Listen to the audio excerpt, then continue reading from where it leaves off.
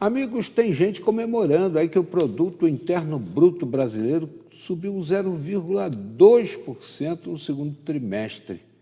E a gente fica aqui, né, nós que somos mortais, querendo saber o que é isso, né? Por que tanta festa? Se realmente há motivo para essa comemoração, na medida que, na hora H, a gente não sente nada disso no bolso, né? Na hora que enfrenta a gôndola do supermercado, a realidade é bem diferente. Nós estamos recebendo o professor Edson Trajano, economista, que é da área de economia da Unital, e vamos conversar, né, professor? Tudo bem? Tudo bem. Esse é um assunto importante, né? Trabalhar com o PIB, né? Que é a soma de todas as riquezas produzidas no país durante um determinado período. Então, ou seja, quanto isso cresceu e qual o impacto na vida das pessoas. É isso aí que a gente está querendo saber do senhor. Então, nós temos que pensar num histórico aí. Nós tivemos em 2015 e 2016 os dois piores anos juntos de retração do PIB. Em um ano pontual, só foi melhor do que o ano que o Collor assumiu a presidência da República, que fez aquele depósito compulsório, pegando o dinheiro de todo mundo, e aí, consequentemente, naquele momento, teve uma grande crise econômica. Ou seja, o PIB da era do Collor melhorou porque ele bateu a carteira da gente. Isso, pegou o dinheiro de todo mundo. Agora, nessa situação, então nós tivemos 2015 e 2016, retração de 7% do PIB, ou seja, as riquezas dos brasileiros reduziram em média 7%. Em 2017, nós tivemos um crescimento de 1%. Daí o governo começou a comemorar que a economia tinha começado um processo de reação. No entanto, essa reação de 2017 foi consequência de dois fatores bem pontual. Um foi a liberação do FGTS. Então, você liberou o dinheiro do FGTS, as pessoas gastaram mais e, consequentemente, isso contribuiu para o aumento do consumo. E um outro fator em 2017 que foi interessante foi, nesse processo todo, além da liberação do FGTS, nós tivemos um bom desempenho do setor agrícola.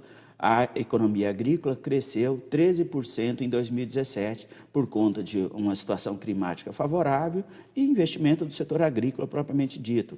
Então, ou seja, 2017 ocorreu uma retomada de crescimento do PIB, mas que não compensou os 7 que perdemos antes, ou seja, dos 7 ficamos ainda perdendo 6, e esse foi exatamente pontual, o setor agrícola e o FGTS. Só que agora acabou o dinheiro do FGTS.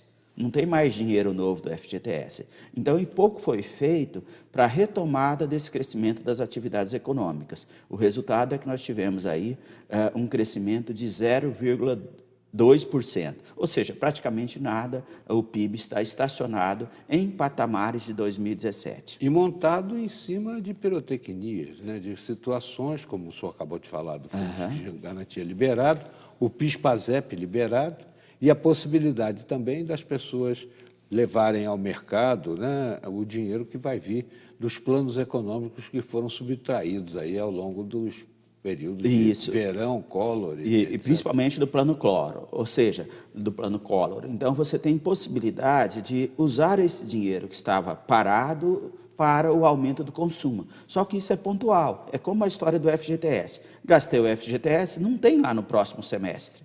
Então, consequentemente, isso dificulta o crescimento das atividades econômicas. E o negativo nessa história, na divulgação feita na última semana pelo IBGE, é que os investimentos reduziram em 1,8% em comparação ao período anterior. Então, não dá para pensar em uma retomada do crescimento das atividades econômicas se não está ocorrendo o aumento nos investimentos, ou seja, aumento da capacidade produtiva. Isso contribui para o crescimento das atividades econômicas. O setor agrícola praticamente não cresceu nada, a indústria teve uma redução ainda na sua geração de renda, e o setor de serviço é aquele ainda que apresenta alguma coisa de positivo, serviço e comércio. No entanto, aqui para a região nossa do Vale do Paraíba, isso é muito preocupante, porque o setor industrial é aquele que tem um peso mais significativo na geração de renda. Consequentemente, se a atividade industrial não consegue uma recuperação, isso impacta diretamente nas outras atividades de comércio e serviço. Professor, então, pelo que o senhor está dizendo, pode haver assim, um vislumbre de positividade nesse resultado? Então, o negócio é que praticamente não há crescimento do PIB. E o governo até trabalha dentro da estratégia. Por exemplo, início do ano, o governo Temer anunciou uma expectativa de crescimento do PIB de 3%. Agora já fez uma revisão disso, que a economia deve crescer 1,5%.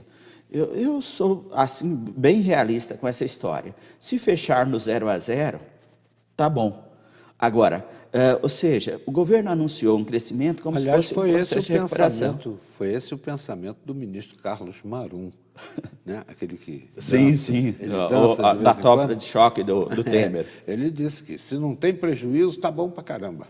Então, se fechar no 0 a 0, em função do que o governo fez, é o resultado lá esperado. Agora, o pior que isso, Cataldi, o problema é que a retração no PIB, ou esse congelamento do PIB, ele acaba ainda provocando, junto com isso, uma grande concentração de riqueza. Na semana passada, foi divulgado o saldo dos bancos, o lucro da atividade bancária no primeiro semestre desse ano. E os bancos ganharam, em média, 14,5%. Ou seja, nós, brasileiros como um todo, tivemos crescimento zero de média de renda, isso na média. Os assalariados perderam. E um setor, aquele setor que mais ganhou durante toda a crise, continuamos em um cenário de crise, continua ganhando. Então, ou seja, pior do que o crescimento zero, ainda que as políticas adotadas que têm sido feitas no Brasil, que foram feitas no Brasil, principalmente nos últimos 5 anos, é que isso provoca uma grande concentração de renda. Aqueles que ganham mais, proporcionalmente, estão ganhando cada vez mais. Está aí o orçamento encaminhado pelo governo, que, a partir da PEC, do teto dos gastos públicos, que coloca que não ocorrerá aumento nos investimentos e nos gastos sociais em função da PEC. Então, ou seja, nós temos um quadro de PIB estacionado em patamares muito baixos em função da crise de 2015 e 2016, e esse crescimento é acompanhado por uma forte concentração de renda. E está aí o resultado do grande problema hoje no país, que é o desemprego extremamente alto.